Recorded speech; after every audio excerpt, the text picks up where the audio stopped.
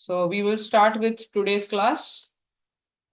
Sadashivasamarambham Shankaracharya Madhyamam Asmadacharya Paryantam Vande Guru Paramparam. Gurur Brahma Gurur Vishnu Gurur Devo Maheshwara Guru Sakshat Parabrahma Tasmai Shri Guruve Namaha. So welcome everyone to this class.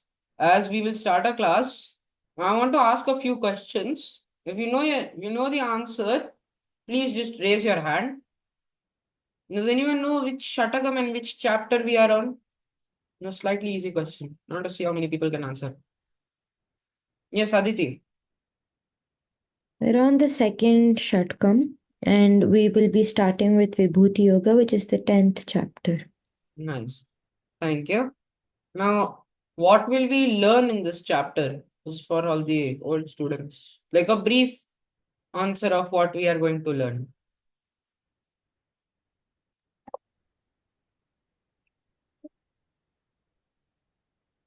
Aditi again. Anyone else? Sharaf, go ahead.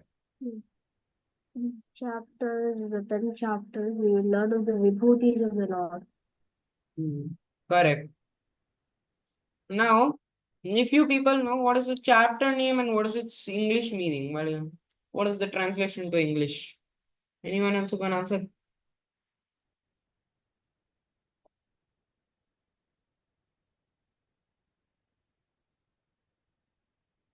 No one knows. Nobody paid attention. So, Aditi. Vibhuti literally translates to manifestations of the Lord. We will be learning about the different glories of Lord in this chapter. Thank you, Aditi. So those are all the correct answers. This chapter is our 10th chapter, Dashamo Adhyayah. This will be important for the last ending verse of this chapter. And this chapter is in the second Shatakam, which is Madhyama Shatakam. Now, this chapter will teach us about the Lord's glories. Who is the Lord, and where can we find a um, a more stronger presence of His, and who stands at the top of their respective societies? Because Lord is with the one who helps themselves. Those who help themselves are helped by Lord. So the people who have reached the top of their respective societies, as we know now, we all will know that Ronaldo, everyone will know Cristiano Ronaldo. He has helped himself to such a level that he is known across the world. Like anywhere in the world, you ask, they will know. And this chapter's name, as we will go with the third question, is Vibhuti Yoga. Vibhuti can literally be translated to manifestation, glories, such and such and such. So the literal translation is the chapter of glories. Now, now to start off with a small story, the story of Sati. Is Moksha there? Hari Om Mohan. Yes, sir, Moksha. Go ahead.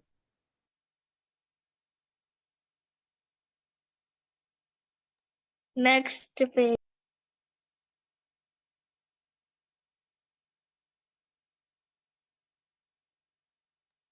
The story of Sati Ma, a Hindu goddess and wife of Lord Shiva, is about a woman's anger and frustration in the face of opposition to her marriage. Sati was the daughter of the sage Daksha, who opposed her marriage to Lord Shiva. Sati was devoted to Lord Shiva and left her father's palace to live in the forest and worship him. Lord Shiva eventually agreed to marry her. Next page. sacrifice. Daksha prepared a grand sacrifice and invited everyone, but not Lord Shiva. Sati was furious and stroked into the sacrifice to demand that Lord Shiva be acknowledged. When that did not happen, she set herself on fire, death, and rebirth. Lord Shiva got grief stricken by his wife's death and carried her on the places where parts of her charred body fell to the earth, becoming sacred sites called Shaktipitas. Sati was reincarnated as the goddess Parvati and married Lord Shiva again.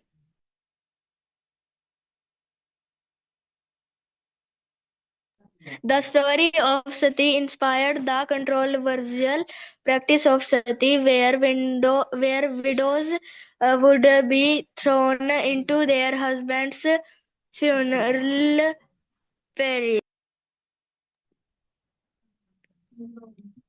Thank you, Moksha, for the story. Now, I want to mention something. Does anyone know who advocated the disapproval of sati by the British? Can anyone say? I think anyone who has passed Lord, should be able to say this.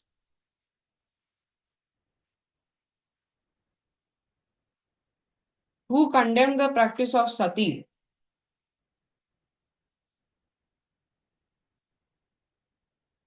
Can anyone say?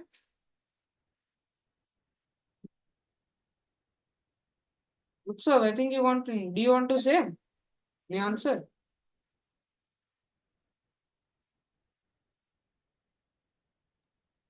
If I'm not wrong, I think it was one of the Governor General's, Bentinck.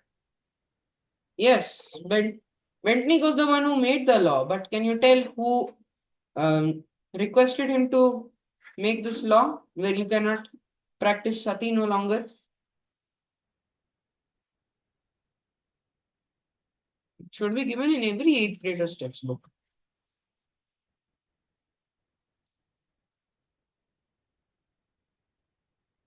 Really? Okay. Since I don't think any of you know, his name was Raja Ram Mohan Roy. I think most of you will have heard his name. He was the first person to condemn the practice of sati and was also the person who advised Lord William Bentinck to abolish sati as part of the British law. Now, another thing is, does anyone know what he has done for the Bengali culture? He has done another important act of he was a austerity. he was a well-known reformer of the Bengali culture from I think 1772 to 1833. Nice. Correct, Utsav. He constantly tried to help people gain attention and learn about the Vedas and Upanishads. If you know, he was the son of an Orthodox Brahmin family. At the time, Brahmins were very rich people. They had accumulated all of the money that we put in hundis and they became rich themselves.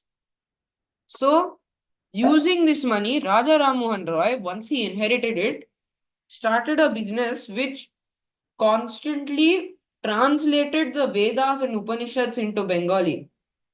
And this helped raise the awareness about our ancestors, about what were the things that were said about them, what we should do.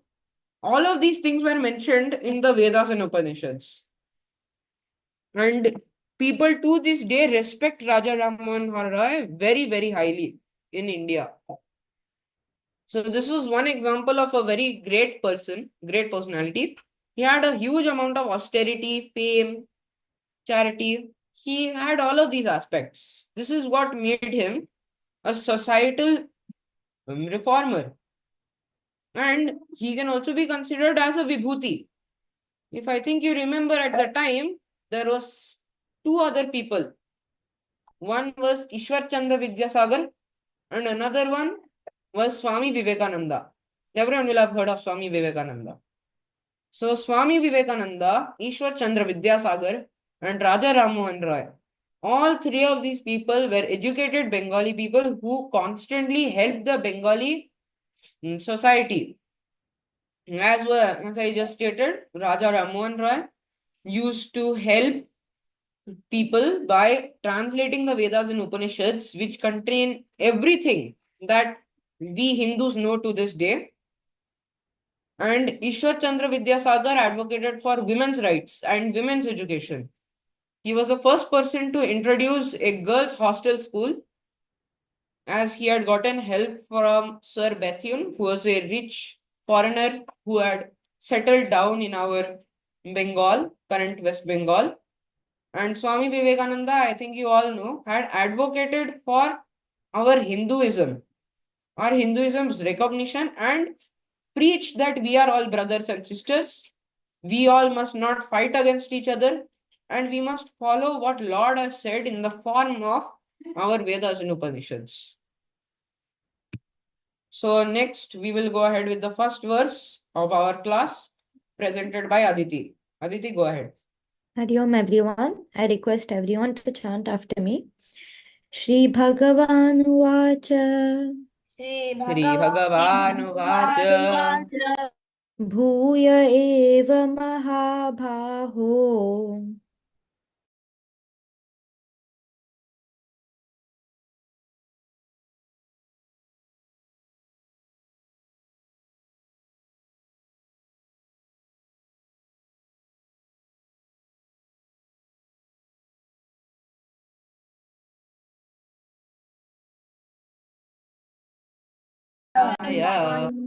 Vakshyami Hitakamyaya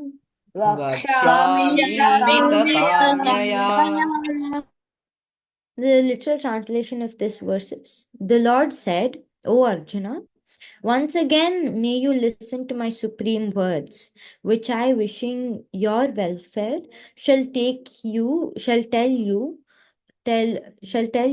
are delighted. So we have entered the 10th chapter. I'll just quickly brief up what Swastik has already mentioned. So the Bhagavad Gita consists of 3 shatkams. We all are aware of that. So the second shatkam, it deals with the Tat Padartha. This emphasizes on the nature and the real essence of the Paramatma, of God. So Krishna says that listen to my words carefully. Any words uttered from the mouth of Lord are supreme words. So he says, listen to them carefully, Arjuna. So we have seen in the 11th chapter, Vishwarupa Darshana Yoga, Lord in the form of the whole entire world. The 10th chapter deals with glories of the Lord within the world. So to put it simply, the 11th chapter is basically Lord outside the universe and within the universe. And the 10th chapter, Krishna is introducing the basis for the 11th chapter. So we have to recognize all the little things in the world to have a clear understanding of the 11th chapter. So Krishna says that in the 10th chapter, as Swastik has already mentioned, all communities, so within each community, the highest, the topmost, Krishna, like for example, Samaveda out of all the Vedas. So to have a clear understanding of 11th chapter, Krishna is introducing this. The glories of the world, the manifestations of glories of God in the world, manifestations of God. So we are all considered forms of Lord Krishna. Anyone who does good karma, extraordinary karma, is definitely a form of Lord. But why do you think Krishna told this to Arjuna? because Arjuna is one of his favorite students, because he is focused, he has the hunger to learn. And one main reason is because he approached Krishna and asked Krishna, what is the solution for all this samsara? That is one of the main reasons that Krishna teaches Arjuna the Bhagavad Gita. Similarly, like Arjuna, we must all be focused and dedicated to understand the real essence of the Gita.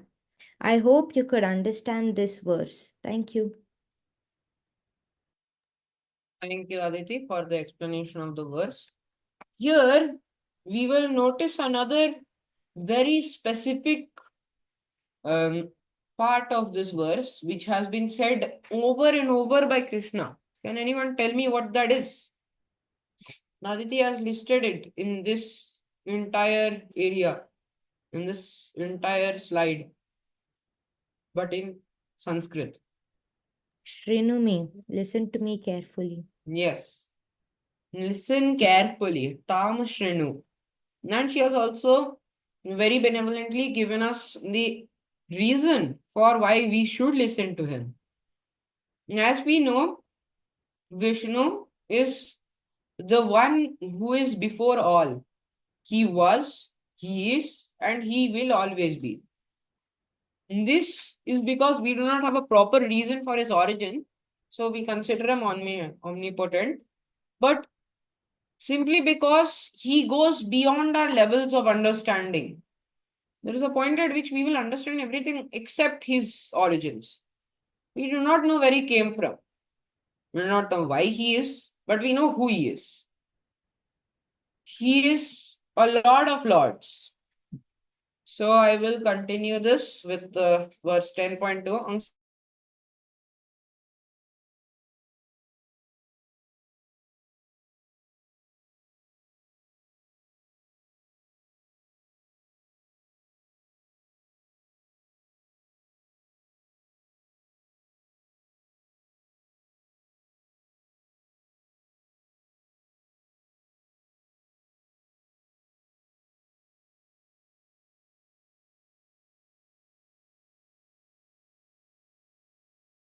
मे विदुषु गणः Name Vedo Supana प्रभवं न महर्षयः Prabhavam Abhavam Harsyathanga. Swastik, I am not able to see this. One minute, excuse me, 1 minute. Swastik, can you please make me the host? Yeah, I am the host, but I'm not able to see the screen. The screen is not visible to The me. screen is not being presented, ma'am.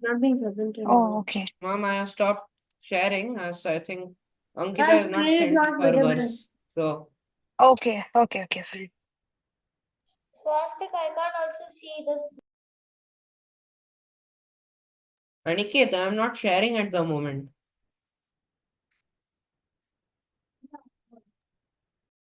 Can I start? Yes, continue, Ankita. Sorry. Aham diri devanam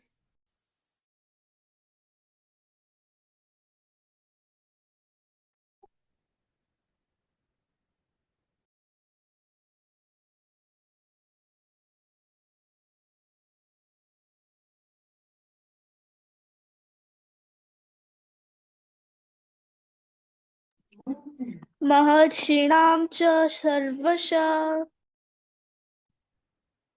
Shinam cha sarvasha. The short meaning of this verse is neither the gods or nor the great sages know my origin, because I am the origin of the gods and the great sages in all respects. In this verse, Lord Krishna tells that he is the ultimate cause and source of all the universe. Also, he is the origin of all the demigods and Maharishis and all beings. But no one can understand why the Supreme God comes to the earth as an ordinary human being and executes such uncommon activities. This is the totally far away from their thoughts. Nobody can understand the Supreme Lord, but only the devotees who have totally surrendered themselves can understand him only by the grace of Lord Krishna only. Thank you, Hari Om.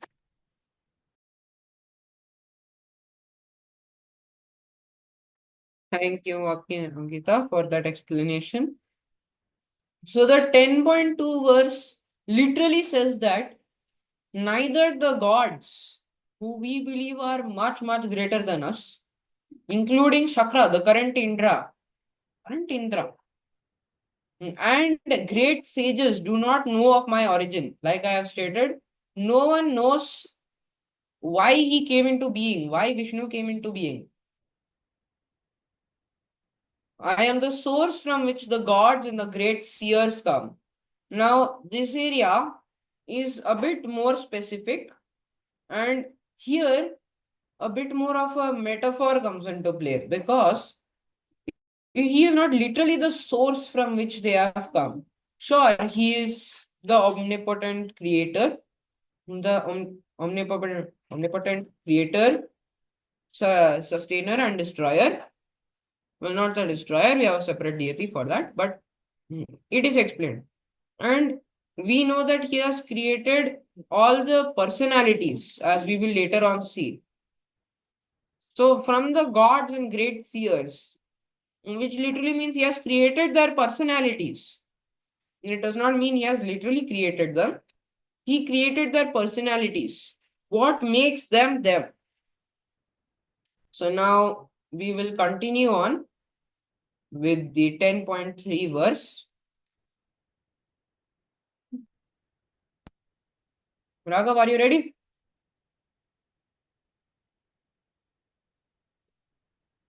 Anybody check if Raghav is there? Raghav Bashne.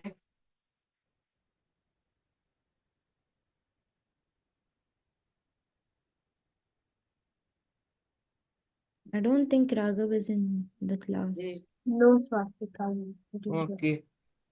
Raghav is not there. So I will present his verse because he is not there at the moment. Yo mama jamanadim cha Yo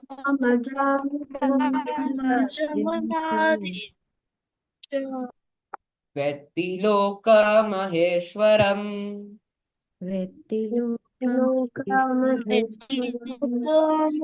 Maheshwaram asamudha samartyeshu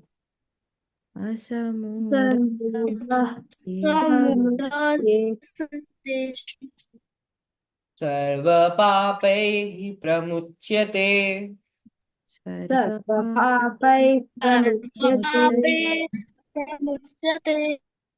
Now the literal translation states that I, who was unborn, beginningless, and is now the ruler of the universe, the supreme lord of the universe, among mortals, those who are undeluded are free from all evils.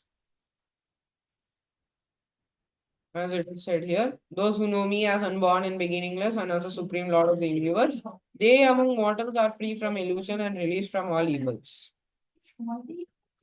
Now, having said that no one can know him, Sri Krishna states that some people do know him.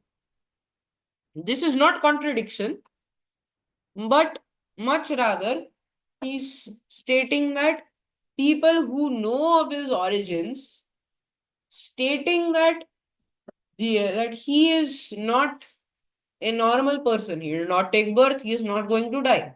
He did not take birth. He is beginningless. He is beginningless. He is endless. And he is the supreme lord of the universe. If someone believes these three truths, they are completely free from all sorts of Thomas. Now, how is this possible? Because Tamasa has a property of showing you that life's abilities are the greatest. It is not anyone else's. No one can bring you more happiness than you. However, if people know this and they wish to be with the one true creator, this tamasa completely disappears. As we know, tamah literally means darkness. So they are plunged into the light and are free of darkness. They are baptized to light. So let's take an example for him. Swami Vivekananda. Swami Vivekananda deeply understood and revered the concept of the divine as formless and eternal. As I said, he was a pure Hindu. He recognized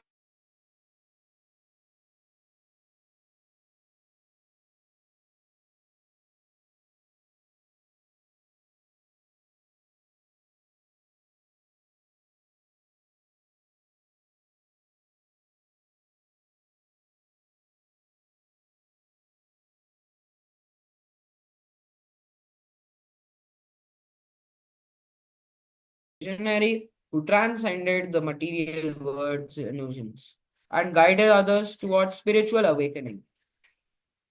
He encouraged people to realize their divine nature and break free from the delusions of the mind. His famous speech at the Parliament of the World's Religions in 1893, where he spoke of universal brotherhood and the divine within all, exemplifies his undiluted understanding of the truth and the divine. I think everyone who has come to this class for about 2 to 3 years now, Aditi, me, Sharaf, all the people who have been here for quite a while, will know that this is all completely true. As per how far we have read, it all lines up with the Vedas, the Bhagavad Gita, which we are currently reading, and the Upanishads. It all completely lines up. This shows that he is one of the most learned men of the modern age. He knew the truth and he knew the divine.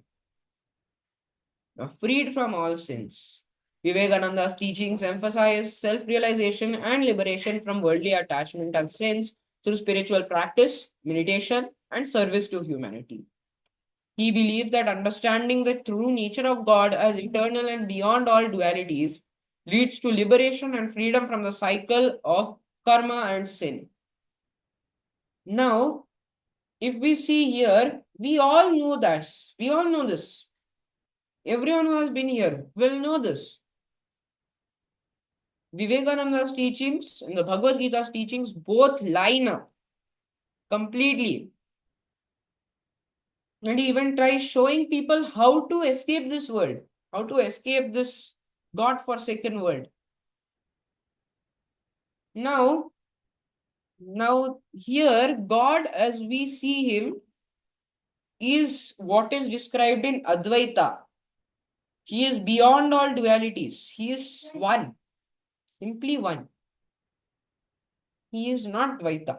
He does not have good side and bad side. Whatever he is, he is. If you look at a person who has a completely still face, will you be able to guess what they are thinking? I bet you no.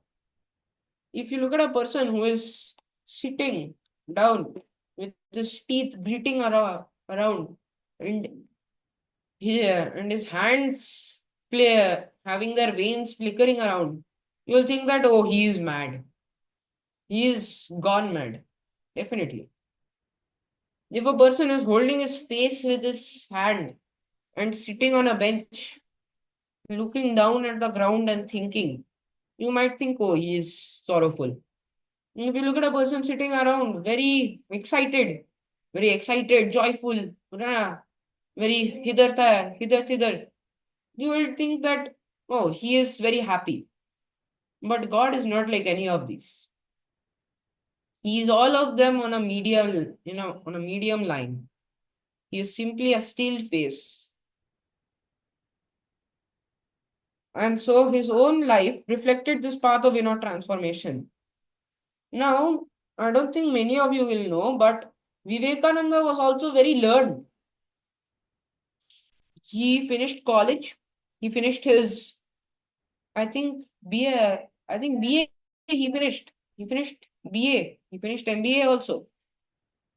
But after that, when he met Ramakrishna at the Kali temple, this is when his life completely took a U-turn. He did not want to learn. Why would he have to learn about this materialistic world?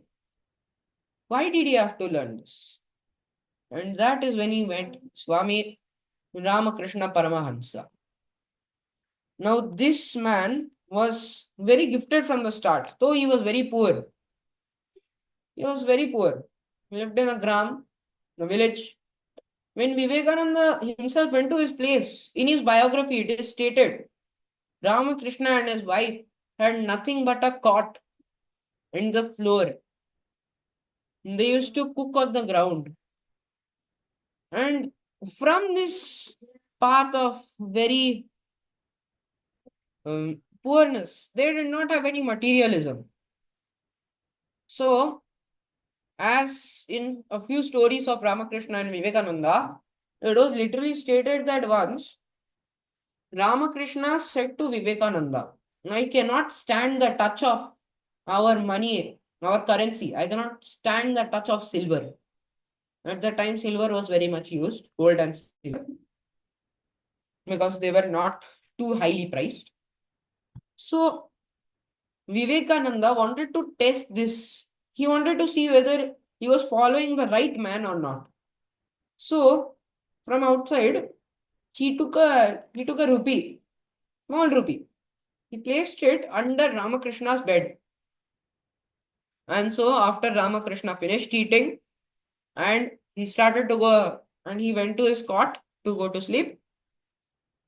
The minute he laid his whole body down on the cot, he immediately jumped up, took off the covers, and took the rupee which our man Vivekananda had originally placed, and gave it to him and said, I believe this is yours. I do not want it.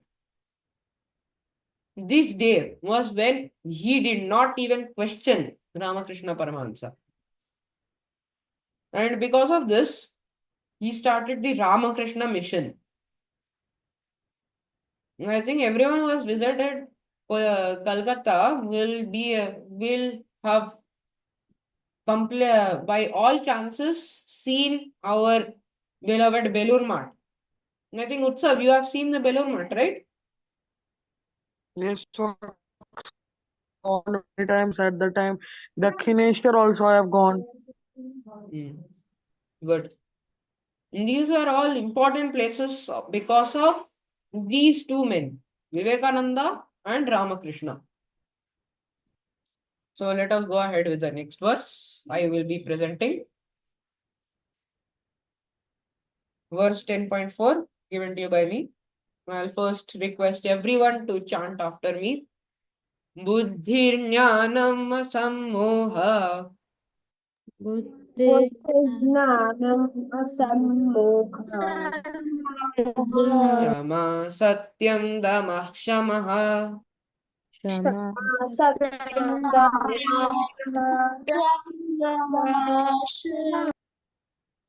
Sukham dukkham bhavo bhavo सुखं भवो Bhayam cha bhayameva cha. Bhaya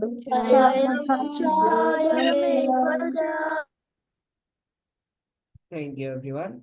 Now, here he literally says Buddhir as in intelligence, Buddhir Jnanam, the mind's intelligence, Asammoha, truthfulness, Shama, for forgivefulness, Satyam, truthfulness, again, Dama, Shamaha, control over the senses and mind. Sukham, Dukkham, Bhavo, Bhavo. joy and sorrow, birth and death,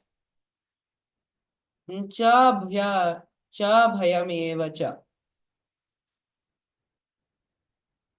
And all of these are given as quantities and qualities that arise from Krishna himself.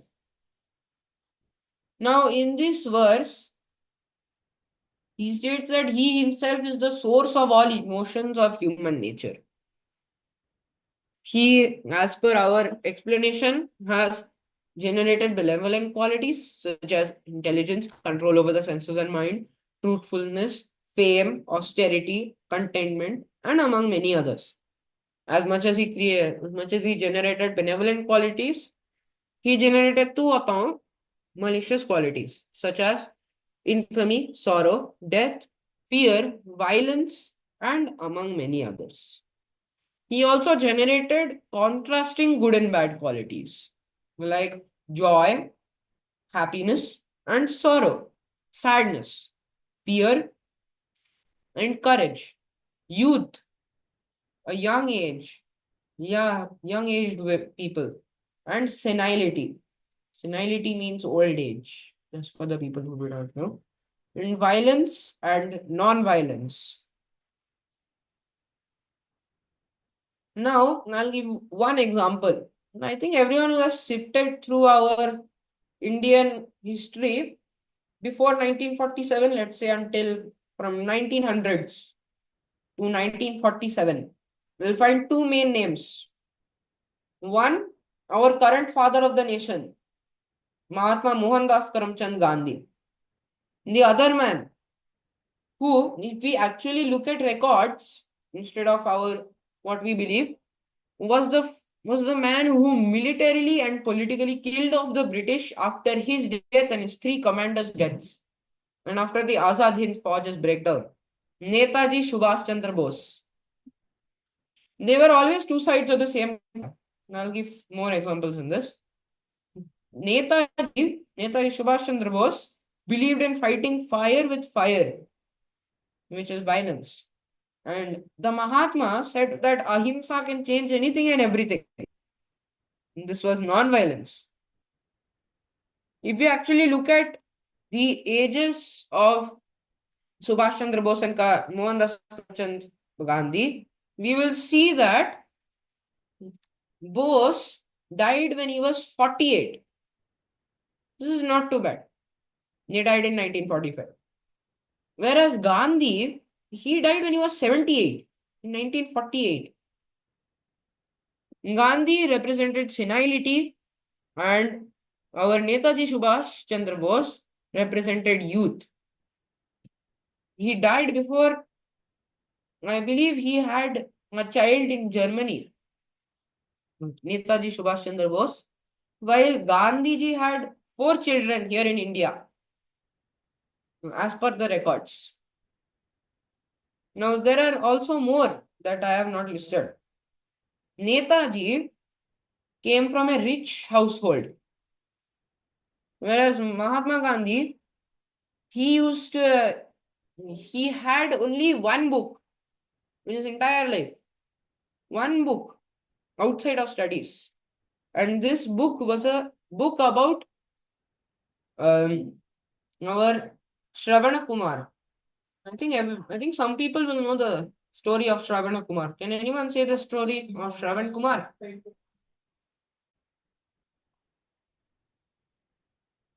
Really? No one knows him. No one knows Shravan Kumar. Okay, fine. I will explain. Shravan Kumar was a man in his young 30s, who used to live with his parents at that time. He didn't get married, not yet. Both his parents were blind. His father's and his mother's blindness genes both cancelled out each other, and he didn't get blindness. So thank God for that. And his parents one day told him, "We want to have a dip in the Ganga. We wish to have a dip in the Ganga as our last wish." They were about to die. They were about 2 to 3 weeks from dying. So our Shravana Kumar said, I will 100% take you to the Ganga and back to our house. So as he said this, now he took a long bamboo stick and he tied two giant straw sewn pots or pans, like a weighing balance. I think everyone should have seen a weighing balance. One straight line here, two areas over here, which can hold things. So that, and after he placed them both on it, he placed them on his shoulders and started walking to the Ganga. In a process which was said to take more than 4 to 5 days. He took his mother and father 4 to 5 days. And so, after this, once this happened, they were taking a bath in the Ganga. And as he was taking them home, he had set them down to rest. And that was when they both had died. So, after they both died, he was very sad, Shravan Kumar. So, Shravan Kumar started making his way to his house. And on the way, while he was resting, Krishna-esque scene happened. I think everyone knows how Krishna died. But just for those who do not know, I'll explain Shravan Kumar's story. Now, Shravan Kumar was sitting down under a peepal tree. As he was sitting under the peepal tree and waiting, he took it back up as he was resting for a bit. A hunter came by and saw his foot. And thinking it was a rabbit, he shot an arrow. This arrow shot his foot. But his foot wasn't the only thing it shot. He shot 2 more arrows, if I am not wrong. The second one hit his thigh, and the third one through his shoulder. After this, he went to check and saw that he had unknowingly shot Shravan Kumar. At the time, he started praying to Lord for forgiving him. And Shravan Kumar said, fine, I forgive you. You have made a mistake, and that mistake shall not be made twice. And after this, he had died. He was taken away by Yama. So this is the story of him. This was the only story which Gandhi had access to as a child. This was the only story. And so, Gandhiji was inspired by this Shravan Kumar and a play he had saw at a Mela. It was of Harishchandra. We don't know who Harishchandra is. I don't want to waste more time. Please search up Harishchandra. I will give a brief explanation. Harishchandra was a king who, with his brother and sister, were conquering the north of India. Now, at the time, as they were conquering, one of the South Indian kings at the time had showed up and killed his brother-in-law, Harishchandras, and had subsequently abducted his sister. Now, searching for his sister, he went across India. He searched around and around. Finally, he got news that she was being held captive in a South Indian prison, and he rushed there immediately with about 100 to 200 soldiers. Now, when he reached there, he saw his sister standing above a cliff, almost ready to jump. He convinced her and took her home. Now, there, his sister had been clearly very traumatized by the sounds that were being made in the prison by all of the tortured people there.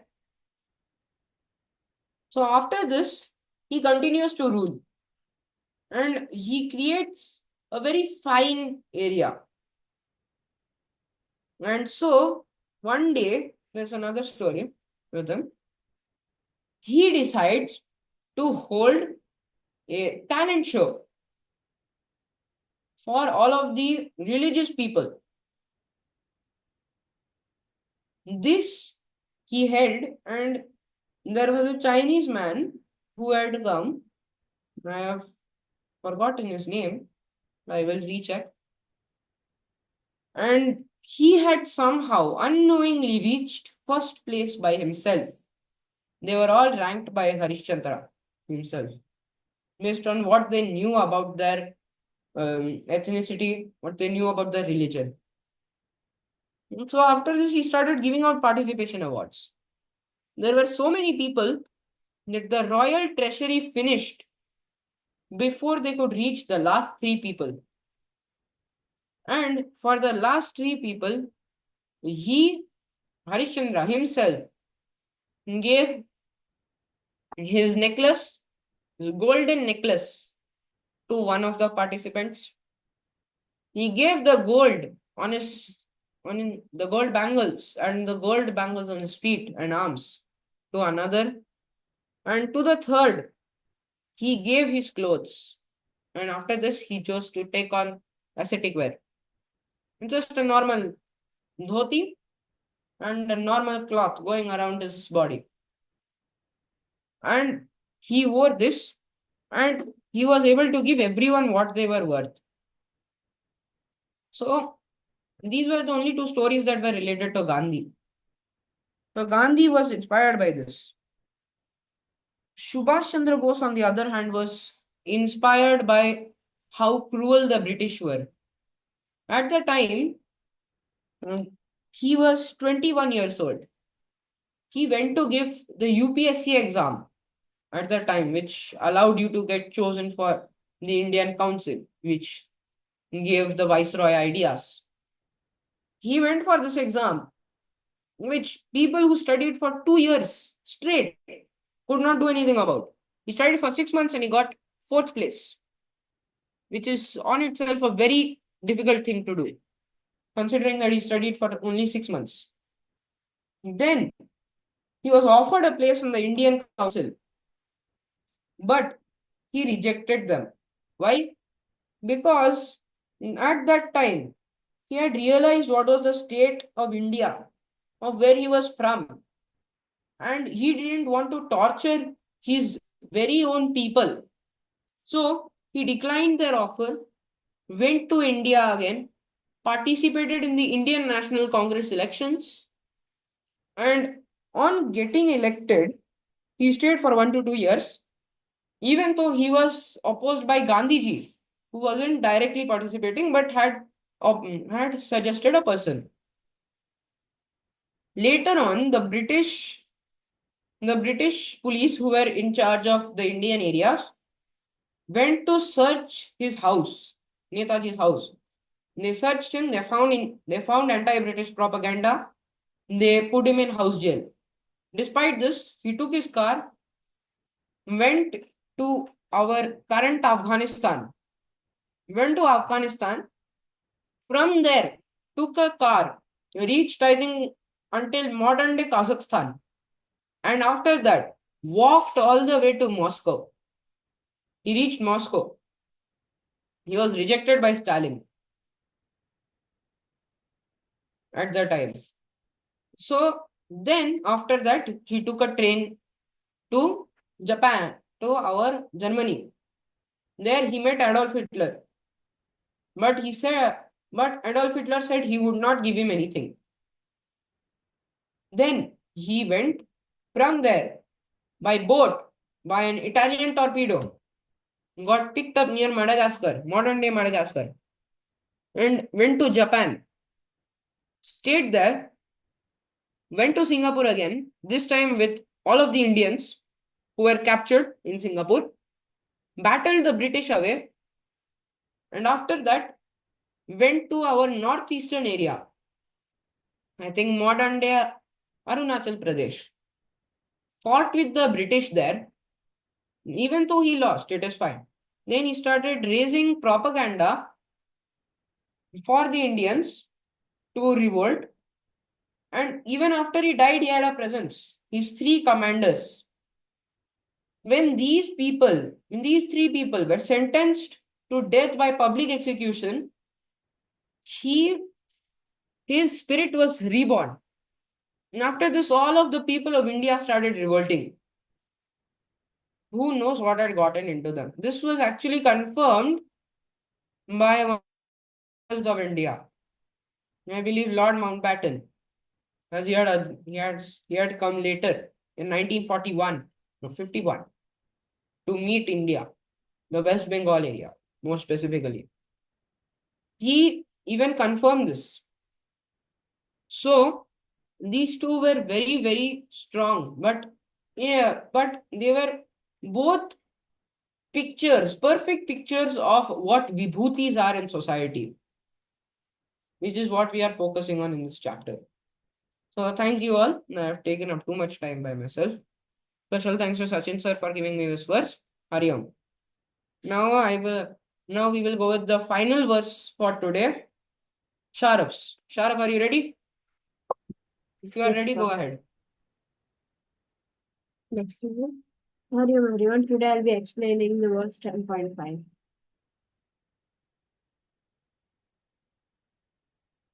Ahimsa samata tushti Ahimsa samata tushti tapodanam yasho yashah tapodanam yasho yashah bhavanti bhavabhutanam bhavanti bhavabhutanam matta eva prithagvidhah.